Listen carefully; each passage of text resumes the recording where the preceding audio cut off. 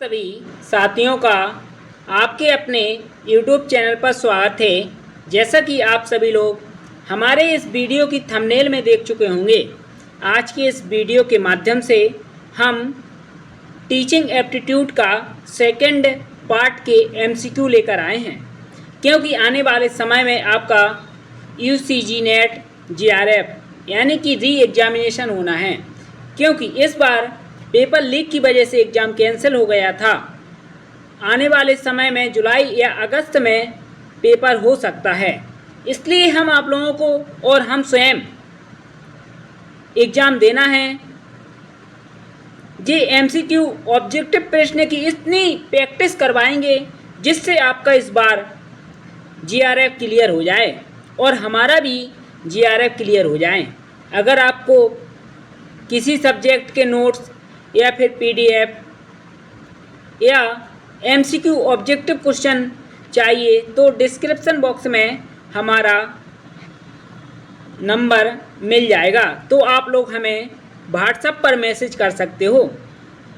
इसके पहले हमने इसका पहला पार्ट अपलोड कर दिया है और इसके 2 पार्ट और आएंगे फर्स्ट यूनिट के, क्योंकि 400 MCQ ऑब्जेक्टिव प्रश्न हैं। अगर आपने इन्हें तैयार कर लिया तो आपके जो 5 ऑब्जेक्टिव प्रश्न पूछे जाने हैं इन्हीं में से ही पूछे जाएंगे, और इन वीडियो में आपको पता चल जाएगा कि किस प्रकार के ऑब्जेक्टिव प्रश्न एग्ज़ाम में पूछे जाते हैं और उन्हें किस प्रकार से टिक करनी है जिससे आपका एक भी ऑब्जेक्टिव प्रश्न गलत ना हो। और हम ट्रिक के बारे में भी आपको बताएंगे, किस प्रकार से आपको अपना अनुभव यानी कि सोच समझकर लगाना है जिससे आपका ऑब्जेक्टिव प्रश्न गलत ना हो। चलिए अब हम बात करते हैं, इसमें 103 नंबर का ऑब्जेक्टिव प्रश्न आता है, निम्नलिखित में से किस स्थिति में सूक्ष्म शिक्षण सबसे अधिक प्रभावी होता है। इसका जो ये ऑप्शन है, शिक्षण अभ्यास की तैयारी के दौरान, B शिक्षण अभ्यास के दौरान, C शिक्षण अभ्यास के बाद, D सदैव। इसका ए ऑप्शन सही होगा, शिक्षण अभ्यास की तैयारी के दौरान। इसके बाद अगला पूछा गया,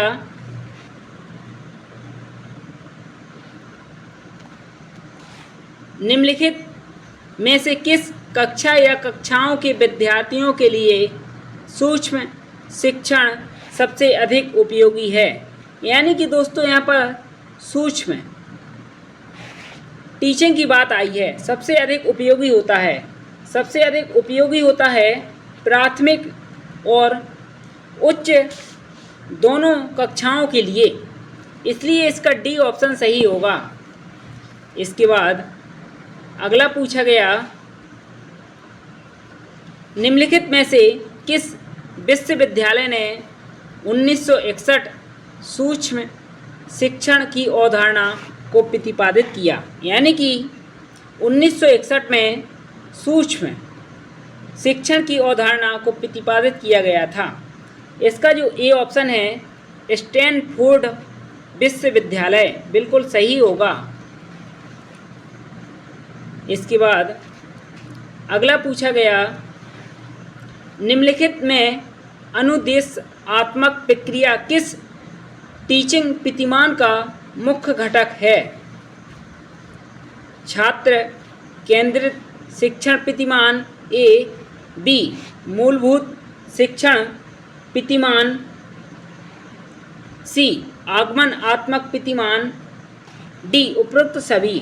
इसका जो बी ऑप्शन है, मूलभूत शिक्षण प्रतिमान, बिल्कुल सही है। इसके बाद अगला पूछा गया, जॉन डेवी ने शिक्षा के क्षेत्र में किस बात पर अधिक बल दिया। शिक्षा के क्षेत्र में उन्होंने क्रियामूलक ज्ञान पर अधिक बल दिया है, इसलिए ए ऑप्शन सही होगा। इसके बाद अगला पूछा गया, निम्नलिखित में से किस विधि से परिसंवाद या विचार गोष्ठी को संबद्ध करके देखा जा सकता है। दोस्तों, इसका ए ऑप्शन है आविष्कार विधि हो नहीं सकती। बी यानी कि विचार गोष्ठी से संबंधित है परिचर्चा विधि, इसलिए बी ऑप्शन सही होगा। इसके बाद अगला, शिक्षण में छात्रों से प्रश्न करने का कौशल सबसे अधिक उपयोगी क्यों माना जाता है? टीचिंग में छात्रों से प्रश्न करने का कौशल सबसे अधिक उपयोगी क्यों माना जाता है? ए ऑप्शन, शिक्षण में छात्रों की सक्रिय भागीदारी को सुनिश्चित करने के लिए। बी छात्रों द्वारा तथ्यों को याद रखने के लिए। सी छात्रों को अनुशासित बनाने के लिए। डी छात्रों को परीक्षा के लिए तैयार करने के लिए। इसका जो ए ऑप्शन है बिल्कुल सही है और सटीक है। शिक्षण यानी कि टीचिंग में छात्रों की सक्रिय भागीदारी को सुनिश्चित करने के लिए सबसे अधिक उपयोग किया जाता है उनके कौशल का, इसलिए ए ऑप्शन सही है। इसके बाद अगला पूछा गया 110, निम्नलिखित में से कौन सा कथन सूक्ष्म शिक्षण के बारे में सत्य नहीं है? यानी कि सूक्ष्म यानी कि छोटा टीचिंग के बारे में सत्य नहीं है। यह शिक्षण विधि है एक। बी यह शिक्षण कौशल का अंतभाग है, बिल्कुल सही है। सी हर कौशल के लिए अलग से अभ्यास चाहिए।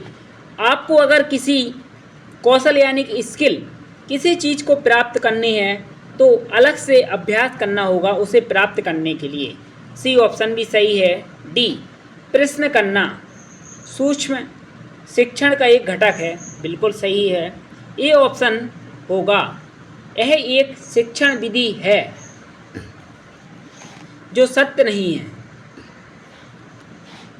111, निम्नलिखित में से आर्मस्ट्रॉन्ग किस विधि के मुख्य प्रतिपादक है? आर्मस्ट्रॉन्ग समस्या समाधान विधि। बी परियोजना विधि। सी विचार विमर्श विधि।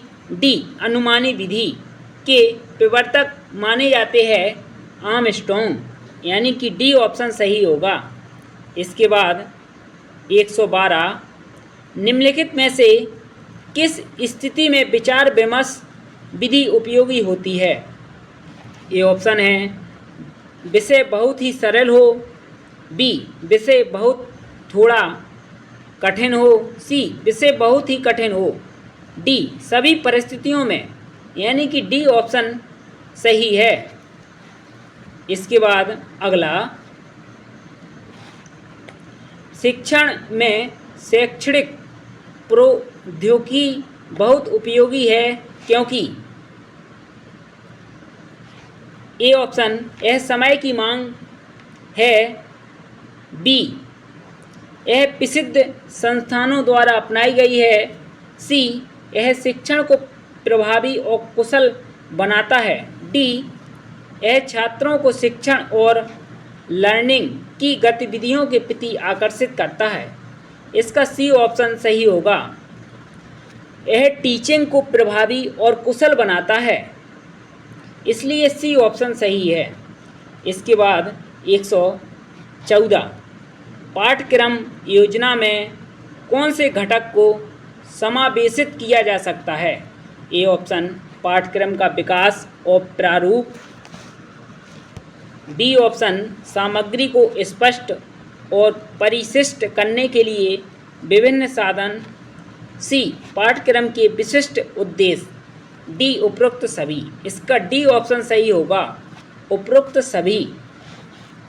इसके बाद अगला आता है 115, निम्नलिखित में से कौन सा डील एवं प्रैक्टिस विधि का सबसे प्रचलित रूप है?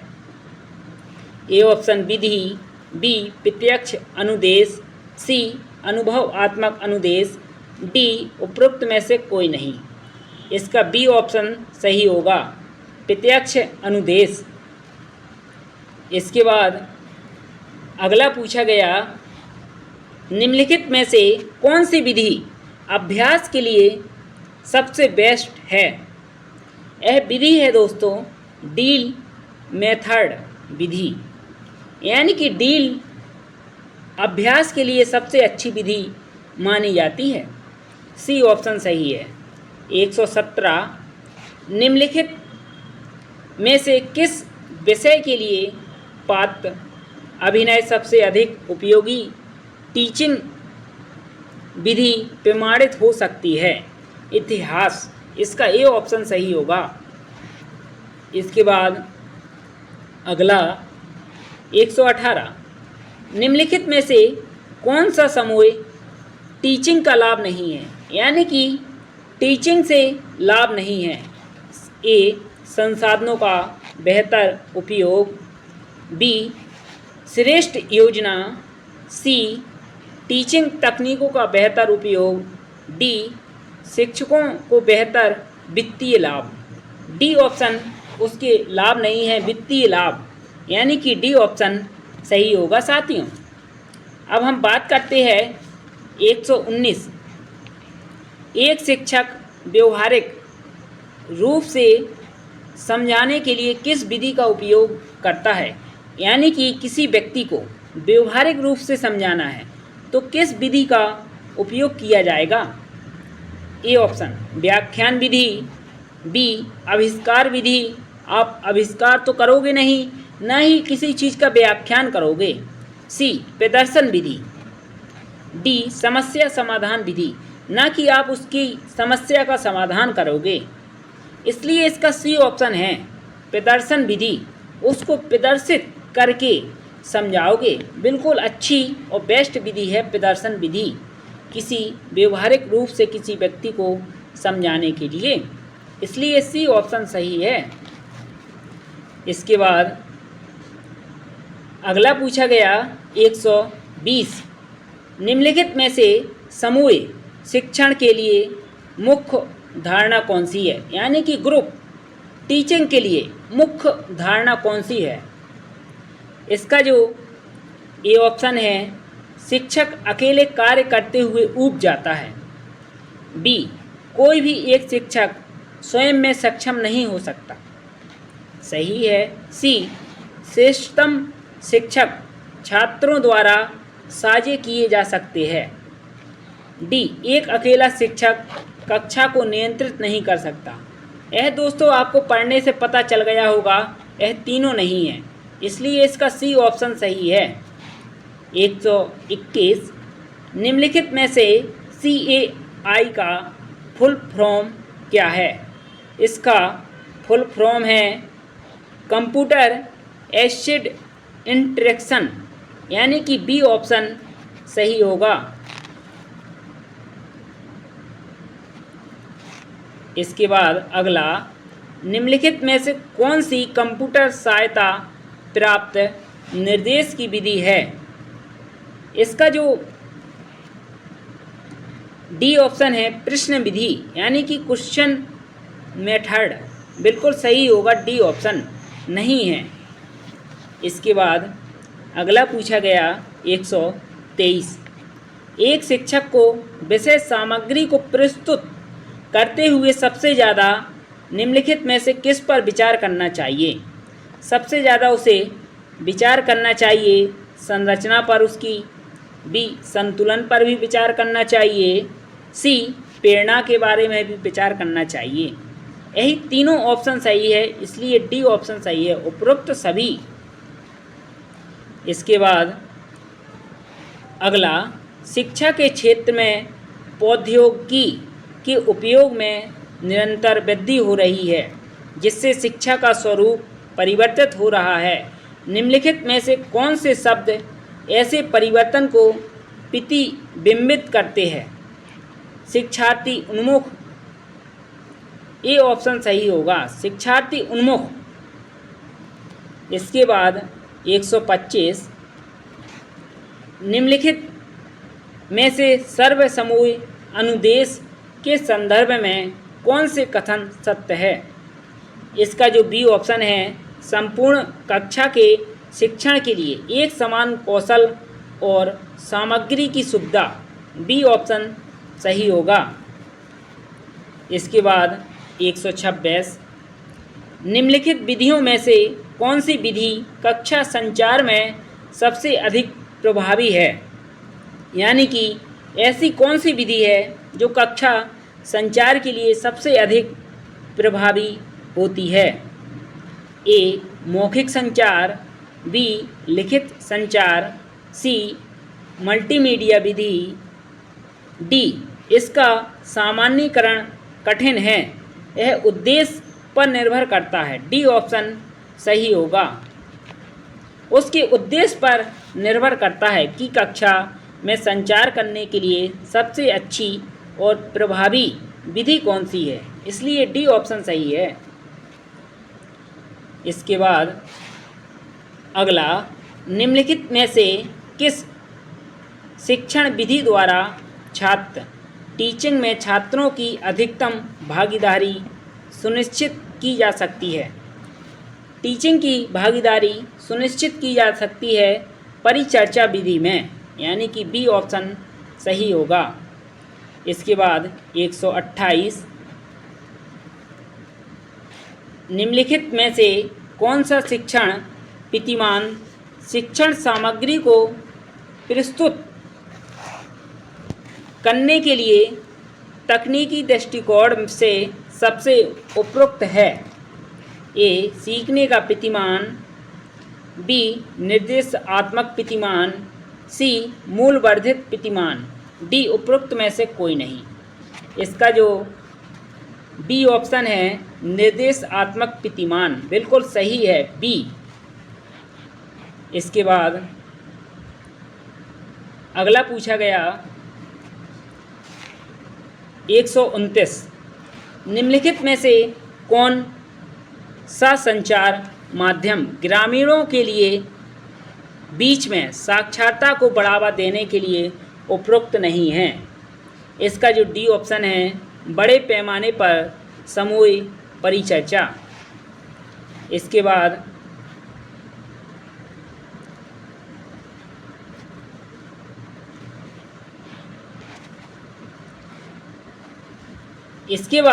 अगला पूछा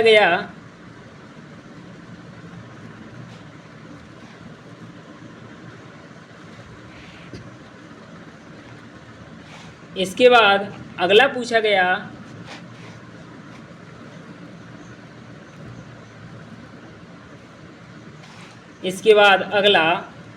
निम्नलिखित में से कौन सा संचार माध्यम ग्रामीणों के बीच में साक्षरता को बढ़ावा देने के लिए उपयुक्त नहीं है? बड़े पैमाने पर समूह पर परिचर्चा करना, डी ऑप्शन सही होगा। इसके बाद 130 छात्रों को स्वतःपर्ण के रूप में गृह कार्य देने का मुख्य लाभ क्या होता है? गृह कार्य देने का मुख्य लाभ होता है स्वयं अध्ययन का स्वभाव विकसित होने लगता है उनमें, इसलिए सी ऑप्शन सही होगा, स्व अध्ययन का स्वभाव विकसित करना। इसके बाद 131 निम्नलिखित कथन पर विचार करें। कक्षा शिक्षण में सही निर्देश माध्यम का चुनाव न कर पाना शिक्षार्थियों में कक्षा से अनुपस्थिति और पलायन करने की प्रवृत्ति को बढ़ावा देता है। निम्नलिखित में से इसका उपयुक्त उत्तर कौन सा है? सहमत है हम इस कथन से, इसलिए ये ऑप्शन सही है। 132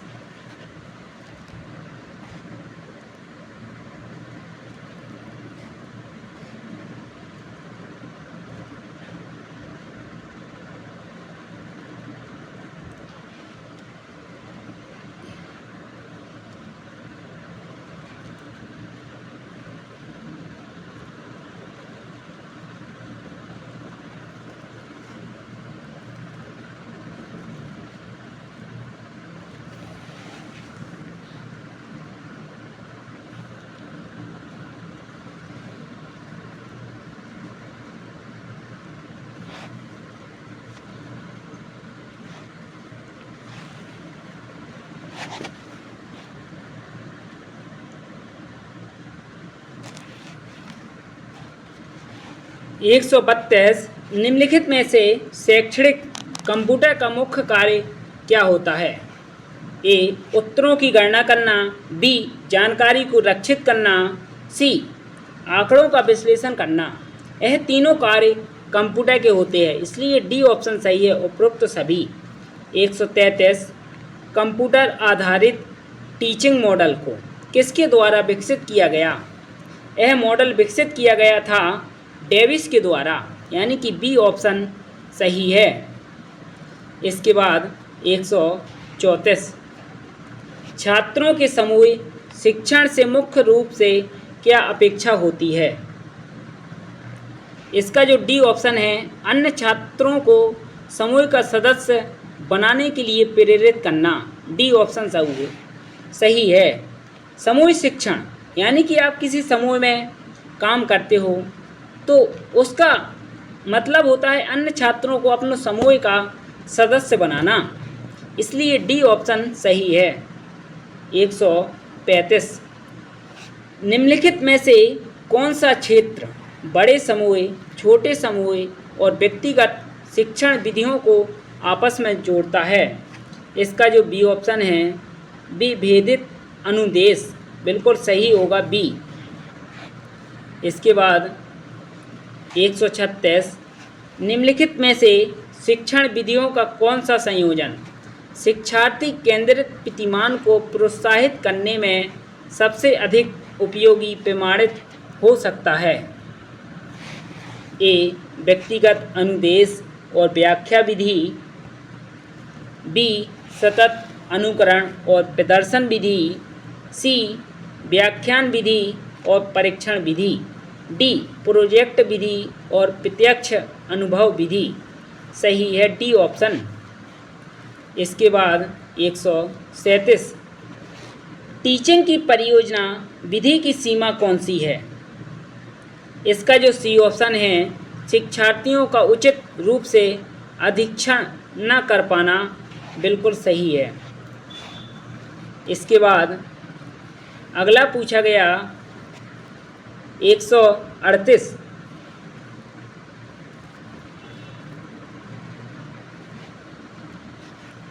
निम्नलिखित में से अनुमानी या ह्यूरिस्टिक दृष्टिकोण किस पर आधारित होता है? इसका जो सही ऑप्शन है, जिज्ञासु होने की भावना प्रेरित होना। सी ऑप्शन सही है। 139 शिक्षक टीचिंग सहायक सामग्री का उपयोग सीखने की विधि को रोचक यानी कि सरल बनाने के लिए करता है। बिल्कुल सही है ए ऑप्शन। इसके बाद 140 निम्नलिखित में से कौन सी एक टीचिंग सहायक सामग्री है? टीचिंग सहायक सामग्री होती है LCD projector, B. Green board, C. Tape recorder, D. उपरोक्त सभी। डी ऑप्शन सही है। 141 शिक्षक दृश्य सहायक सामग्री का उपयोग टीचिंग को रुचिकर बनाने के लिए करता है, इसलिए इसका ए ऑप्शन सही है, रुचिकर। 142 परियोजना एक लर्निंग के लिए विधि है। निम्नलिखित में से कौन सा कथन इसके बारे में सत्य नहीं है? इसका जो डी ऑप्शन है, यह शिक्षक केंद्रित गतिविधि है, सत्य नहीं है। 143 प्रसरण सामग्री का उपयोग किया जाता है बेहतर एकाग्रता और सीखने के लिए, बी. अधिकतर लोगों तक पहुंचने के लिए, सी. पढ़ाए जाने वाले विषयों को बेहतर धारण शक्ति के लिए, डी. उपरोक्त सभी। इसका डी ऑप्शन सही होगा। इसके बाद अगला निम्नलिखित में से कौन सा लाभ ओवरहेड प्रोजेक्टर से संबंधित है? ओवरहेड प्रोजेक्टर से संबंधित है ए ऑप्शन, अपेक्षाकृत कम खर्चीला होता है, बी. ओवरहेड पारदर्शिता को अपेक्षाकृत तीव्रता से बनाया जाना। सी, कक्षा गतिविधि के दौरान शिक्षकों को पारदर्शी शीट पर लिखने का विकल्प प्रस्तुत करना। डी, उपरोक्त सभी। इसके बाद 145, श्याम पट पर लिखते समय सबसे महत्वपूर्ण क्या होता है? अगर आप किसी ब्लैक बोर्ड पर लिखते हो, जैसे हम यहाँ पर लिख रहे हैं, आपको समझा रहे हैं डॉट के माध्यम से चलाकर, तो सबसे अधिक उपयोगी क्या होता है श्याम पट पर लिखने के लिए? अच्छी लिखावट होनी चाहिए आपकी, तभी तो लोगों को समझ में आ पाएगा अगर अच्छी लिखावट है। इसलिए ए ऑप्शन सही है, अच्छी लिखावट। 146, श्याम पट को टीचिंग सहायक सामग्री के निम्नलिखित में से किस समूह में सम्मिलित किया जा सकता है? इसका जो ए ऑप्शन है श्रव्य सहायक सामग्री, डी, दृश्य सहायक सामग्री, सी, दृश्य श्रव्य सहायक सामग्री। इनमें से कोई नहीं, डी ऑप्शन। इसका जो श्याम पट पर हम लिख रहे हैं तो आप दृश्य देख सकते हो, इसलिए बी ऑप्शन सही है। इसके बाद 147, निम्नलिखित में से कौन सा विकल्प शिक्षण कौशल से संबंधित है, यानी कि टीचिंग स्किल से संबंधित है? श्याम पट पर लेखन से, बी, प्रश्नों का समाधान करना, सी, प्रश्न पूछना, डी, उपरोक्त सभी। इसका डी ऑप्शन सही है। इसके बाद 148,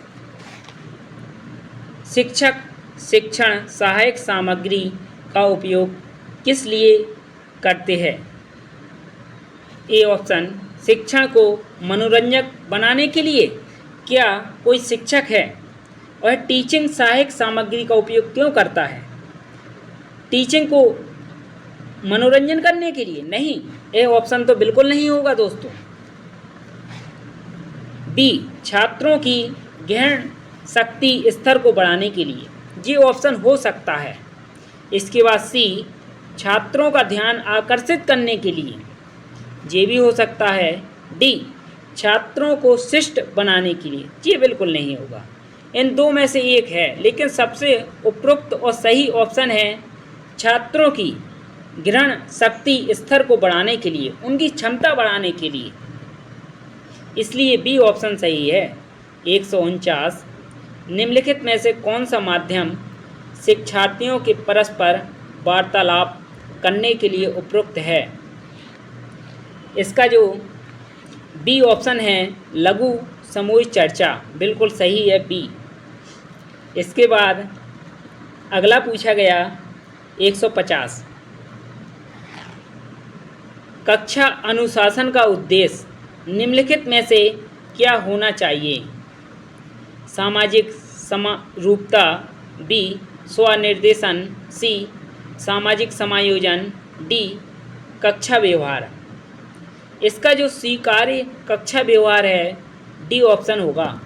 इसके बाद 151, परीक्षण के मानकीकरण से संबंधित निम्नलिखित क्रियाकलापों को सही क्रम में लगाइए।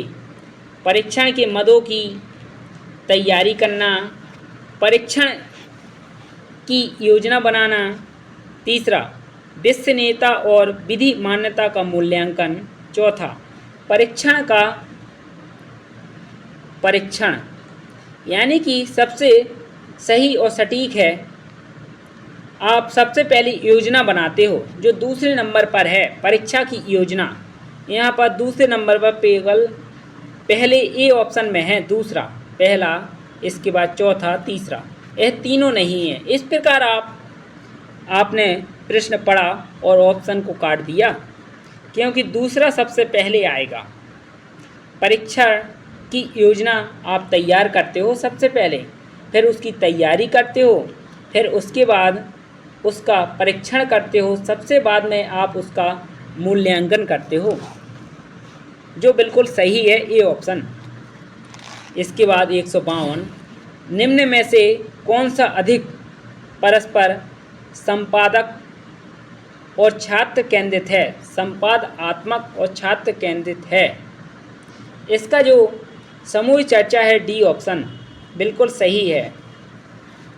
इसके बाद 153 निम्नलिखित में से प्रभावी शिक्षण सहायक सामग्री कैसी होनी चाहिए। इसका जो बी ऑप्शन है अधिगम हेतु छात्र के यथासंभव सभी संकायों को सक्रिय रखने में सक्षम, यानी कि बी ऑप्शन सही है। इसके बाद 154 निम्नलिखित में से कौन सा यंत्र प्रक्षेपित सहायक सामग्री के अंतर्गत आता है। इसका जो सी ऑप्शन है पारचित्रदर्शी बिल्कुल सही होगा। शिक्षण सिद्धांतों को समझना आवश्यक है, यानी कि शिक्षण के जो सिद्धांत है उन्हें समझना आवश्यक है। ए प्रभावी शिक्षण के लिए, बी पाठ्यक्रम को प्रभावी योजना बनाने के लिए, सी शिक्षार्थी को प्रेरित करने के लिए, डी उपरोक्त सभी। डी ऑप्शन सही है। 156 अधिगम का सबसे उपरोक्त अर्थ है व्यवहार में स्थायी परिवर्तन, यानी कि बी ऑप्शन सही होगा। 157 निम्नलिखित में से शिक्षक द्वारा किस विषय के अंतर्गत ज्ञान को छात्रों की आवश्यकता एवं रुचि के अनुसार तैयार एवं प्रस्तुत किया जाता है। इसका जो बी ऑप्शन है शैक्षणिक मनोविज्ञान बिल्कुल सही होगा। इसके बाद 158 शिक्षक के लिए सबसे बड़ी चुनौती होती है।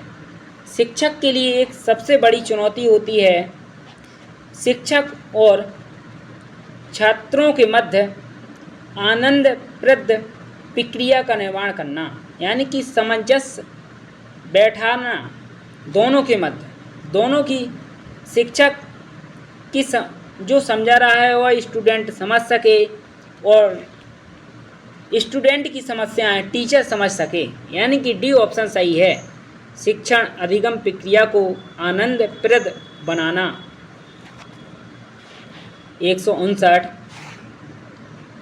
कक्षा के मनोवैज्ञानिक पहलुओं को किसके द्वारा सबसे अच्छे तरीके से प्रबंधित किया जा सकता है।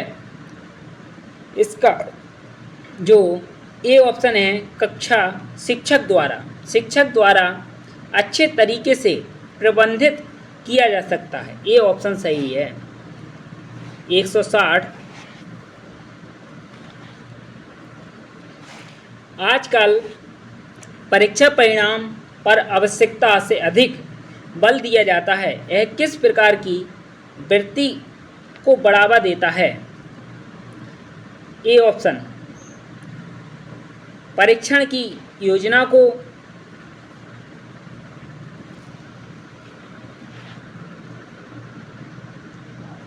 दोहराव करना, बी परीक्षाओं के दौरान नकल करना, सी ए और बी दोनों बिल्कुल सही है। सी 161 निम्न में से कौन से कथन ऐसे शिक्षक के लिए उपयुक्त है जो कक्षा शिक्षण के लिए सदैव उत्साह युक्त रहते हैं। इसका जो सी ऑप्शन है वह विद्यार्थियों को शिक्षण अधिगम प्रक्रिया में सम्मिलित करना चाहते हैं, सी ऑप्शन सही है। इसके बाद अगला पूछा गया 162 कक्षा में जनसांख्यिकी विभिन्नता की स्थिति में निम्नलिखित में से कौन सा कथन सबसे उपयुक्त है। ए ऑप्शन मूल्यांकन के लिए एक समान शैक्षणिक मानक होना चाहिए, बिल्कुल सही है ए। इसके बाद 163 निम्नलिखित में से कौन सा तथ्य सहज ज्ञान युक्त सोच के बारे में सही माना जाना चाहिए। इसका ए ऑप्शन सही है, यह अन्वेषण प्रक्रिया का एक ही अंश है। इसके बाद अगला पूछा गया एक शिक्षक को कक्षा में अपने विचार प्रस्तुत करते हुए इस बात का ध्यान रखना चाहिए कि पहला, कक्षा में दूसरे विचार भी हो सकते हैं। बिल्कुल सही है, दूसरे विचार भी हो सकते हैं। दूसरा, सभी छात्र सजातीय नहीं हैं। तीसरा, विचारों की असहमति स्वाभाविक है। यह तीनों सही है, इसलिए ए ऑप्शन सही होगा। इसके बाद अगला पूछा गया 165, निम्नलिखित में से अधिगम प्रक्रिया में व्यक्तिक मतभेद को कम से कम महत्व दिया जाता है आदर्शवाद में, यानी कि सी ऑप्शन सही है। 166, शिक्षक द्वारा अपनाई जाने वाली निम्नलिखित प्रयोगात्मक शिक्षण गतिविधियों को चक्रीय क्रम में व्यवस्थित कीजिए। पहला, इसका आत्मसात होना, यानी कि तीसरा डी ऑप्शन में है, जो बिल्कुल सही है। तीसरे के बाद पहला आता है समायोजित करना, समायोजित के बाद रूपांतरण करना। भिन्न मत होना सबसे बाद में आते हैं, भिन्न मत होना, इसलिए डी ऑप्शन सही है। 167, हम प्राय यह कहते हैं कि कोई दो छात्र एक जैसे नहीं हो सकते। निम्नलिखित में से किस आधार पर वे एक दूसरे से भिन्न हो सकते हैं? पालन पोषण और सामाजिक प्रतिष्ठा के आधार पर, बी योग्यता के आधार पर, सी मनोदृष्टि के आधार पर, डी उपरोक्त सभी। डी ऑप्शन सही है। 168,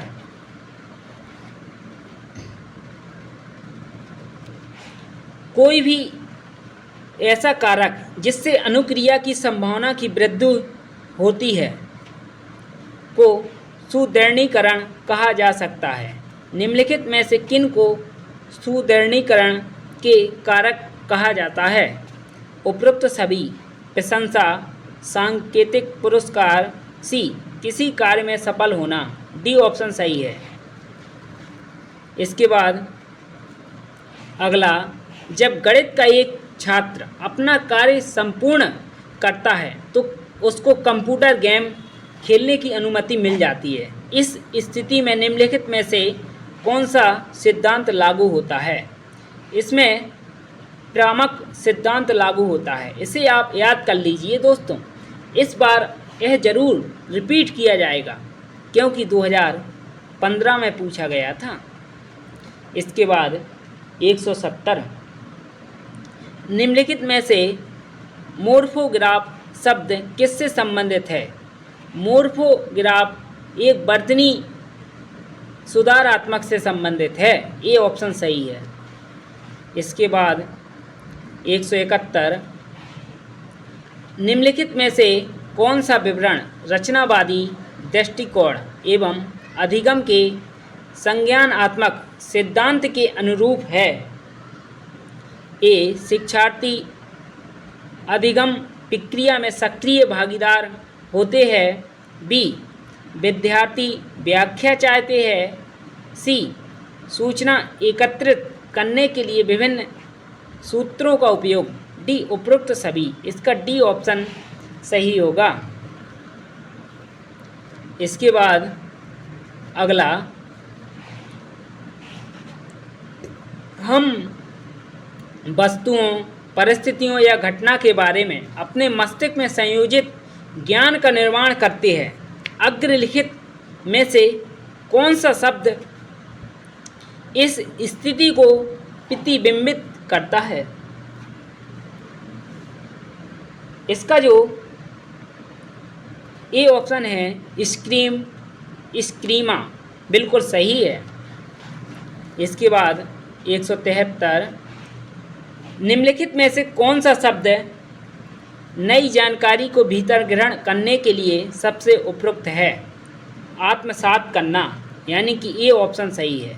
174, शिक्षक या प्रशिक्षक द्वारा विभिन्न गतिविधियों में उपरोक्त समय पर विभिन्न प्रकार के संकेतों, सुझावों या प्रत्यक्ष रूप से शिक्षार्थी की सहायता करने को निम्नलिखित शब्दों में से कहा जाता है?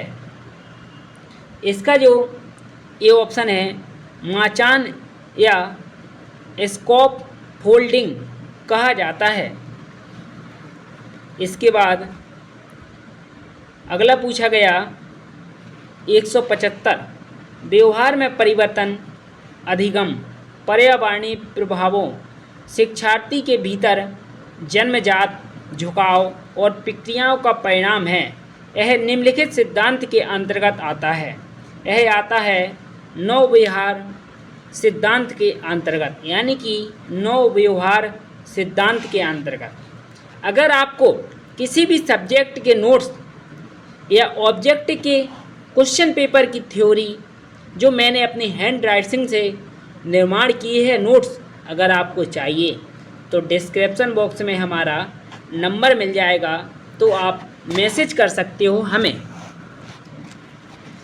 इसके बाद अगला पूछा गया 176 छात्र या कोई भी व्यक्ति स्थितियों का प्रभावी ढंग से सामना करने की क्षमता को लेकर स्वयं के बारे में विश्वास विकसित कर लेता है। निम्नलिखित में से कौन सा शब्द उपरोक्त कथन को वर्णित करता है?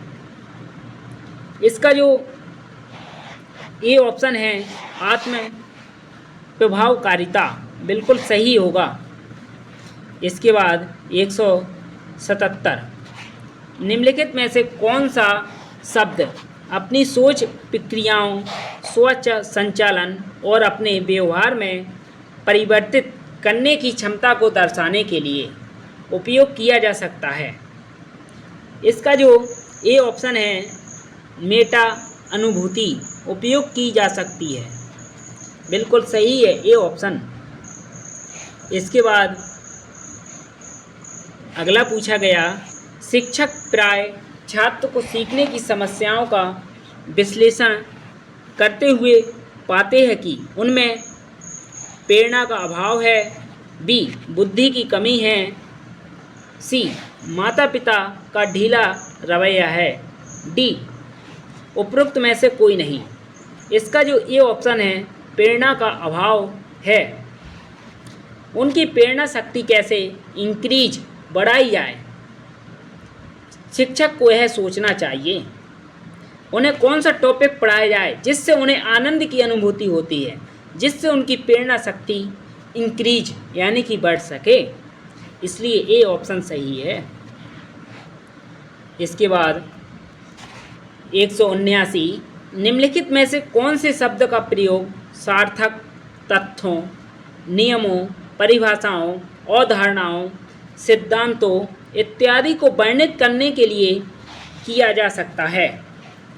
इसका जो ए ऑप्शन है अर्थ संबंधी स्मृति, बी उपख्यानात्मक स्मृति, सी प्रक्रियात्मक स्मृति, डी उपरोक्त में से कोई नहीं। इसका ए ऑप्शन सही है अर्थ संबंधी स्मृति। इसके बाद अगला पूछा गया निम्नलिखित में से कौन से शब्द का प्रयोग हम स्वयं की स्मृति प्रक्रियाओं के बारे में जागरूकता और सूचना के भंडारण और उसकी पुनः प्राप्ति को बढ़ाने के ढंग के संदर्भ में कर सकते हैं? इसका डी ऑप्शन सही होगा मेटा स्मृति। इसके बाद अगला पूछा गया निम्नलिखित में से कौन सा कारक श्रवण प्रक्रिया को प्रतिकूल ढंग से प्रभावित कर सकता है? इसका जो ए ऑप्शन है अपेक्षित से अधिक श्रवण सामग्री के अतिरिक्त, बी बोलने की बहुत ही उच्च गति, सी श्रुतु विषय वस्तु की क्षति यानी कि डी उपरोक्त सभी। इसके बाद अगला पूछा गया श्रवण को संचार का सबसे महत्वपूर्ण पहलू माना जा सकता है, इसमें कैसे सुधार लाया जा सकता है? इसमें सुधार लाया जा सकता है स्वर को और अधिक प्रभावशाली बनाना, यानी कि सी ऑप्शन सही होगा। इसके बाद 183 निम्नलिखित में से कौन एक व्याख्यान के अर्थ को बताने के लिए सबसे उपयुक्त है।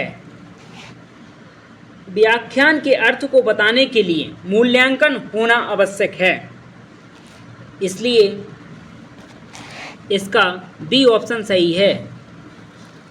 184 अग्रलिखित में से कौन सा कथन मूल्यांकन श्रवण से संबंधित है? ए, किसी विचार को स्वीकार या अस्वीकार करना। बिल्कुल सही है। आप किसी के विचार को स्वीकार भी कर सकते हो और अस्वीकार भी कर सकते हो। ए ऑप्शन सही है।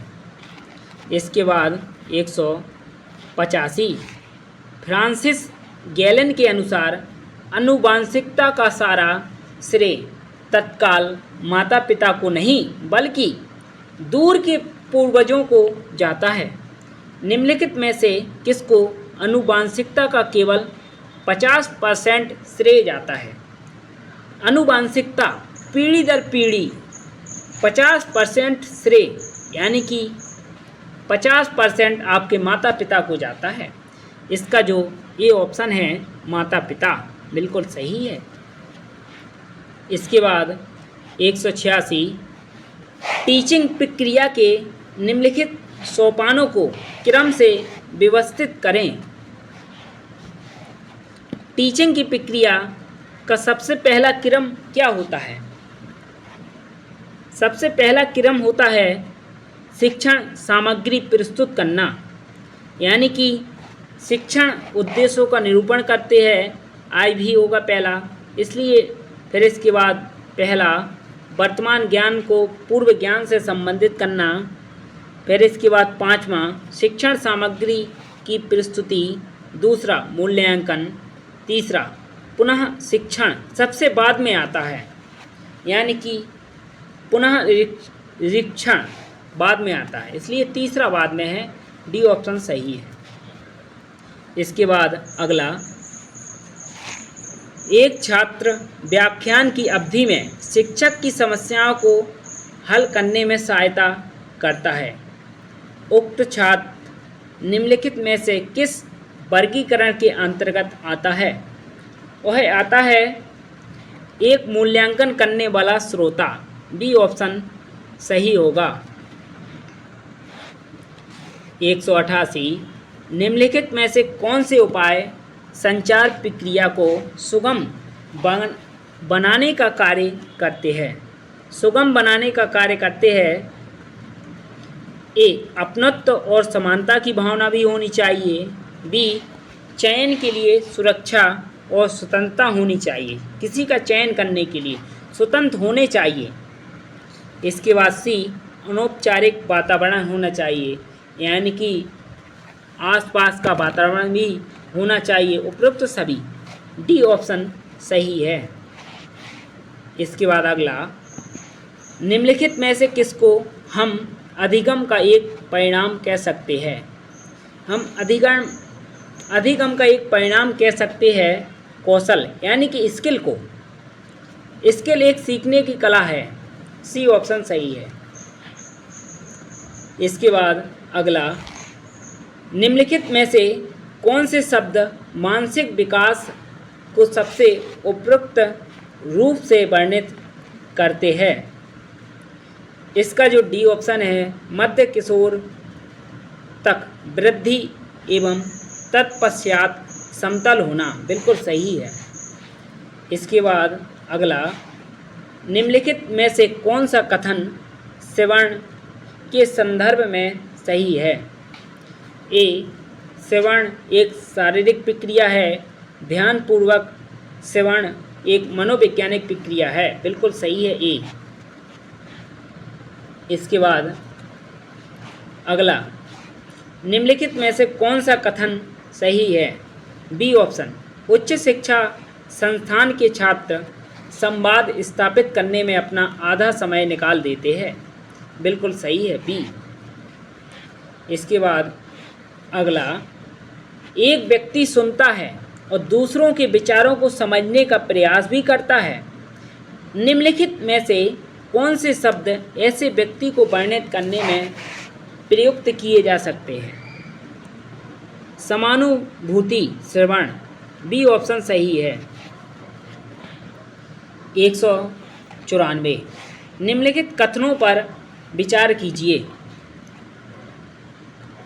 ए, समस्याओं के लिए सुनने का प्रयास। दूसरा, गैर मौखिक संकेतों पर ज़्यादा ध्यान न देना। तीसरा, विषय बदलने के लिए हस्तक्षेप करना। निम्नलिखित में से कौन से लिंग को इन कथनों से संबंधित करने की संभावना अधिक रहती है? पुरुष, यानी कि ये ऑप्शन सही है।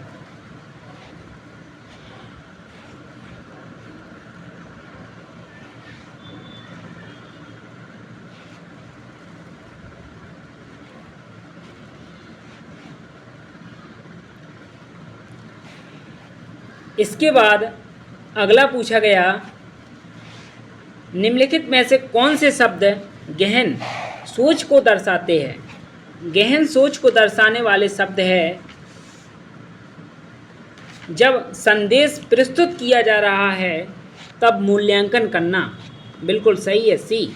इसके बाद अगला, स्पष्ट जानकारी के उद्देश्य से प्रश्न पूछना,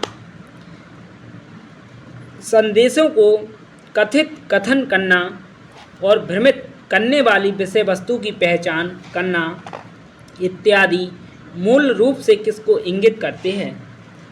यह मूल रूप से इंगित करते हैं संदेश को समझने के लिए तकनीक की सहायता लेना, सी ऑप्शन सही है।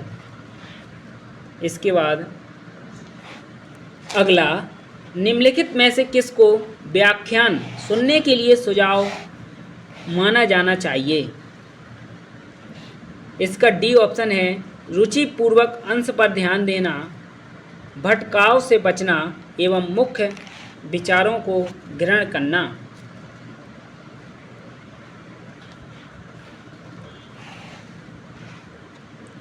इसके बाद अगला पूछा गया,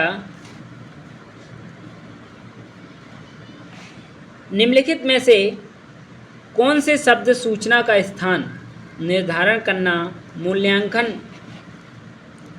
और प्रभावी ढंग से उपयोग करने की क्षमता के लिए उपयोग किया जा सकता है? इसे हम कहते हैं चयनात्मक ध्यान, डी ऑप्शन सही है। ये अगला, प्राथमिक स्तर शिक्षण यथासंभव मातृभाषा में ही होना चाहिए क्योंकि यह अधिगम को सरल बनाता है, बी ऑप्शन सही है। इसके बाद अगला पूछा गया, निम्नलिखित में से शिक्षार्थी को प्रेरित करने के लिए कौन सा दृष्टिकोण सबसे उपयुक्त है? सबसे उपयुक्त दृष्टिकोण है उपयुक्त मार्गदर्शन करना, यानी कि बी ऑप्शन सही होगा। इसके बाद अगला, शिक्षक के लिए छात्रों में अच्छे संस्कार उत्पन्न करने का सबसे श्रेष्ठ मार्ग कौन सा है? उन्हें कहानी सुनाना? नहीं दोस्तों। बी, अनुशासन की भावना विकसित करना। सी, शिक्षक का स्वयं का आदर्श व्यवहार। डी, उसके माता पिता को विश्वास में लाना। शिक्षक का स्वयं का आदर्श व्यवहार, सी ऑप्शन सही है।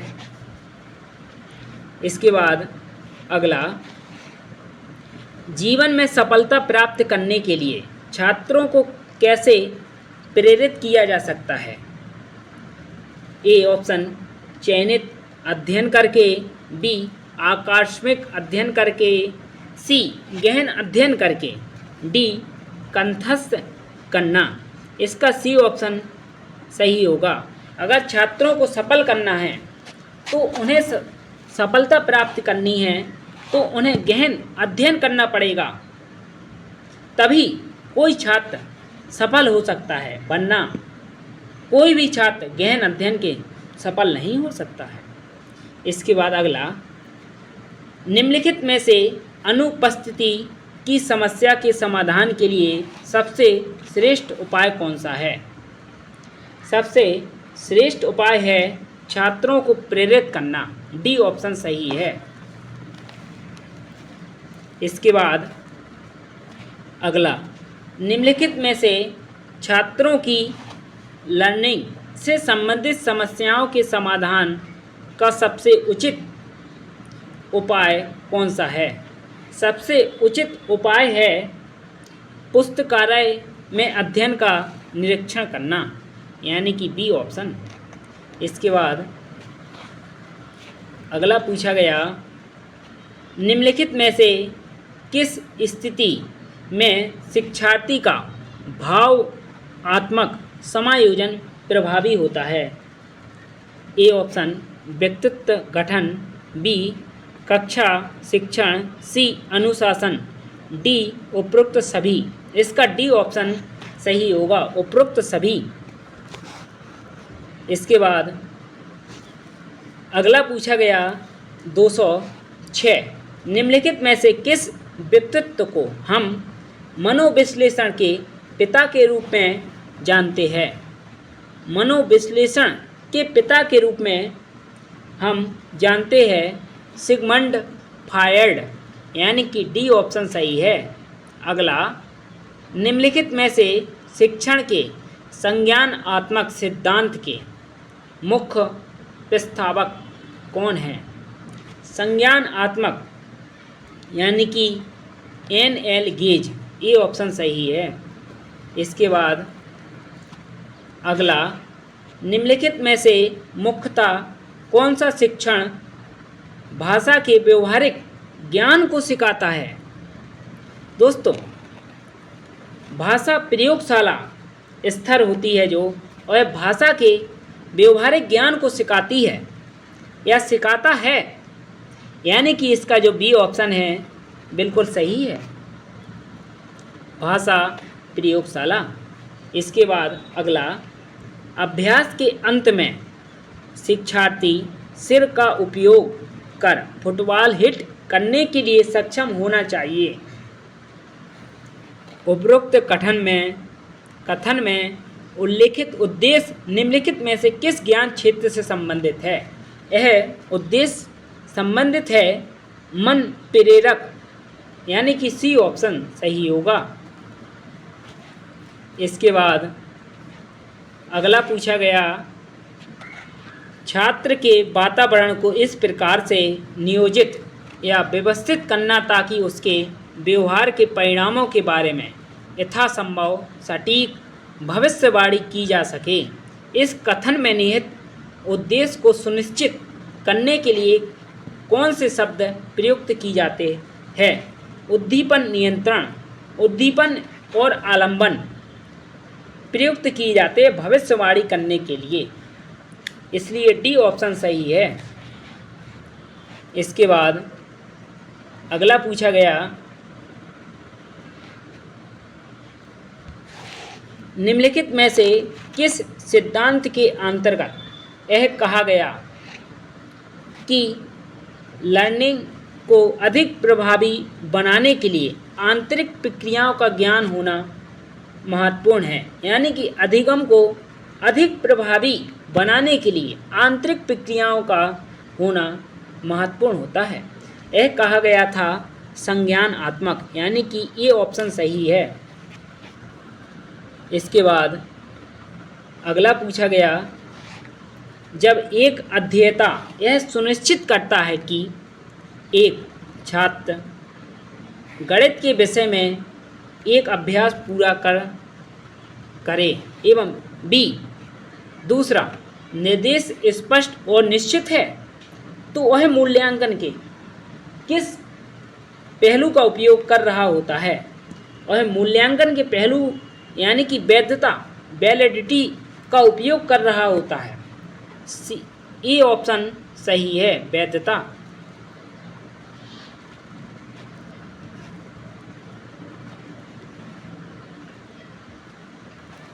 इसके बाद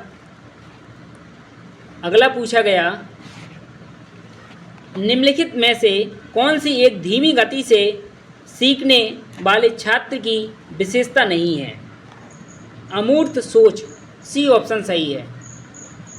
इसके बाद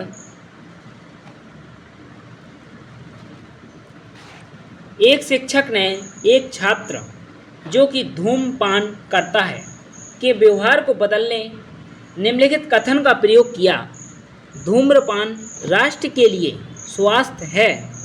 इस कथन को निम्न में से किस अवधारणा का उदाहरण माना जाना चाहिए?